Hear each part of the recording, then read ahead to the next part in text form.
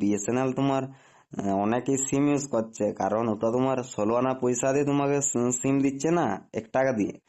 আর তোমার বিএসএনএল সিম তো টাটা তো বানিয়ে দিত ভালোভাবে, কিন্তু টাটা তো মারা গেল, তাতে আমরাও দুঃখ প্রকাশ করছি।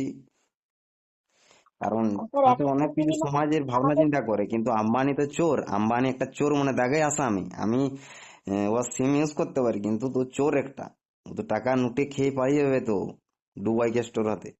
দুবাই গেস্ট তো ও বাড়ি করছে, তো গাড়ি করছে, ওর বিয়ে তো দিল ওর ছেলের, সে টাকাটা তো আমাদের থেকে নিচ্ছে না।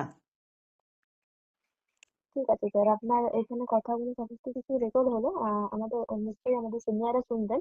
না, তো সিনিয়র নিশ্চয়ই কোনো যত উচিত থাকো, ব্যবস্থা কিন্তু আমাদের তো টাকা লুন্টি নিচ্ছে, নেটওয়ার্ক পাচ্ছি না, টাকাটা মাইনে মাইনে 300 সাড়ে 300 টাকা নিয়ে নিচ্ছে। আমি তো কোনো পানু টানু ওয়েবসাইট দেখতে পাচ্ছি না, কিছু ভিডিও মিডিও দেখতে পাচ্ছি না বাড়িতে। এখন শীতকাল, শীতকালে তো কাঁথার ভিতরে আমাকে ভিডিও দেখতে হবে, করম পানু মানু কিছু আমি পাচ্ছি না।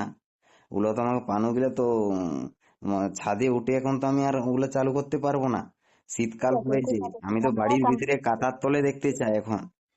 হ্যাঁ হ্যাঁ হ্যাঁ, ঠিক আছে, বুঝতে কিন্তু পেরেছি আমি আপনার তোমার প্রবলেমটা। এখন, আমি যে এয়ারটেল সিমটা